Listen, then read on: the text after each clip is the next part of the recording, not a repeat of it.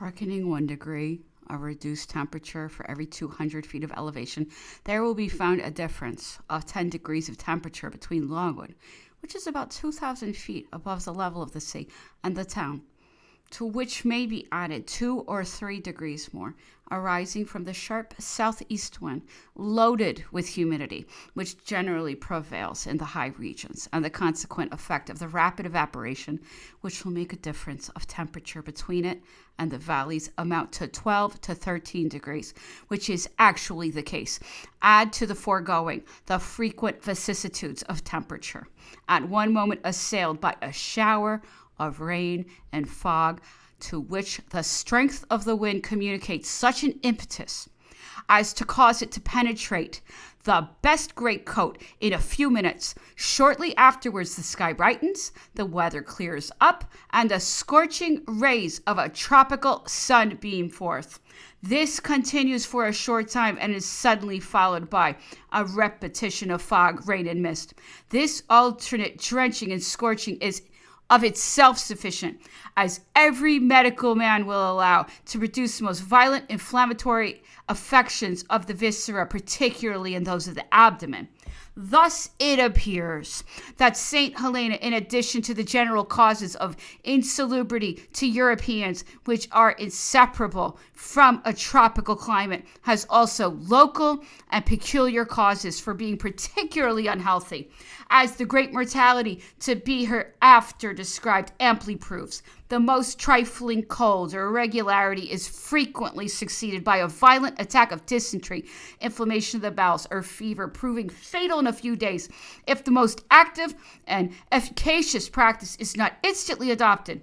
A surfeit in a child, which in Europe would require nothing more than a little warm water to produce evacuation, there becomes a formidable disease, requiring the most powerful remedies, and if neglected only for a few hours, terminates fatally.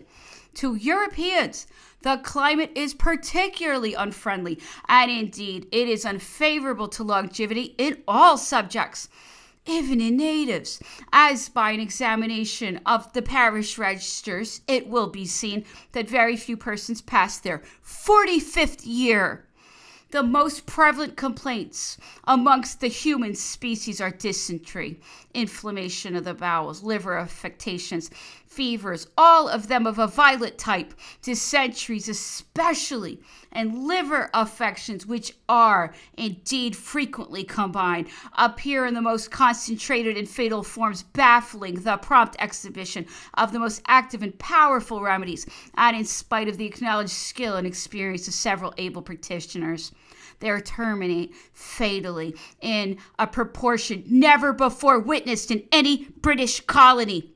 During the first 12 or 13 months after its arrival at St. Helena, the 2nd Battalion of the 66th Regiment lost by these diseases 56 men out of a strength of 630, being 1 in 11. And still more recently, the Conqueror, which ship arrived in July 1817, has lost in 18 months, almost entirely by the same complaints, 110 men out of a complement of 600, besides 107 invalided and sent to England, being more than 1/3 of her complement. The number of deaths in the 2 battalions of the 66th Regiment I cannot positively state, but believe it to have exceeded 120 men. A reference to the official returns will, however, easily elucidate this point. In the West Indies, the proportion of deaths to the strength was, in the year 1814, as 1 to 25, and of deaths to diseases as 1 to 36 and 2/3. Yet how trifling does mortality there appear when compared with that of St. Helena. At the latter place it is so great that the governor and admiral, apprehensive of the effects which might be produced by a longer residence in the island, and doubtless desirous of alleviating their miseries as far as they could, sent upwards of 70 of the sick in 1 month to England and the Cape. Above half of those sent to the last named place, who were the worst cases, have no doubt been ere now laid in their quiet graves. The Conqueror was also sent to cruise the windward of the island for 6 weeks, without, however, much benefit having accrued from the measure. It is worthy of observation that the Raccoon Ship Company had suffered severely from dysentery and hepatitis while stationed at St. Helena, but when sent to the Cape, they recovered and became very healthy, which state of health continued as long as the vessel remained there. But on her return to St. Helena, dysentery and hepatitis again appeared, and a heavy sick list followed. Another strong proof of the effects of the climate in producing dysentery is to be found in the instance of the female convict ship Friendship, which vessel arrived at St. Helena from England in November 1817. She remained 8 or 10 days to water. Dysentery soon made its appearance, and in the course of 4 or 5 weeks, above 100 cases of it had occurred.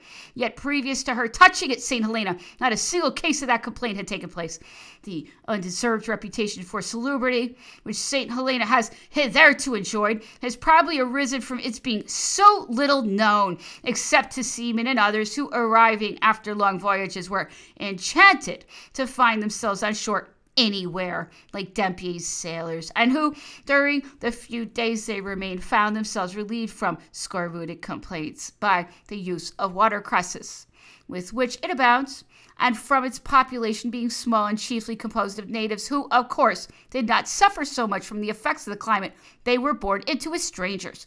Until the arrival of the state prisoner, very few Europeans resided for a continuance upon the island, and I can assert from personal observation that the greatest number of those now there, even of the officers, have suffered attacks more or less severe, either dysentery or hepatitis, in which number I regret to say I was myself included, and that the number of the medical officers who have had the best opportunity of forming a correct opinion from actual experience on the island is that the climate is extremely unhealthy, and especially that hepatitis and dysentery prevail to an extent, and with a severity not to be paralleled even in India. In order to convince the public that I neither am singular in my opinions nor inclined to exaggerate facts, I beg leave to refer the reader to a medical inaugural dissertation upon dysentery and hepatitis in St. Helena, composed for the degree of Doctor in Medicine at Trinity College, Dublin, a college surpassed by none in profound medical knowledge and learning, and I believe unequaled in the severity of the examination which the candidate is obliged to undergo. The essay in question was written by Dr. Lee, former surgeon to the 2nd Battalion of the 66th Regiment.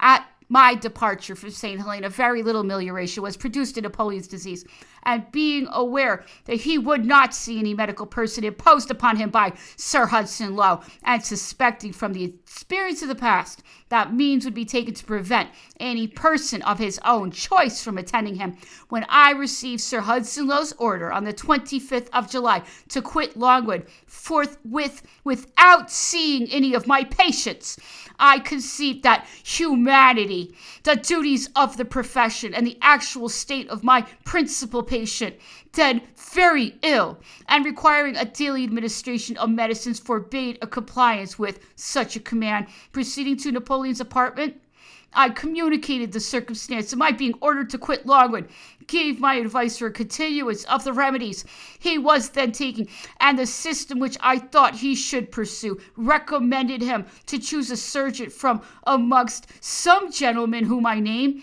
took my leave and departed after having furnished his valet de chambre with a supply of the medicine, which he had been taking for some weeks, which Sir Hudson Lowe characterized as a breach of an order and a refusal to acknowledge the authority by which it was given.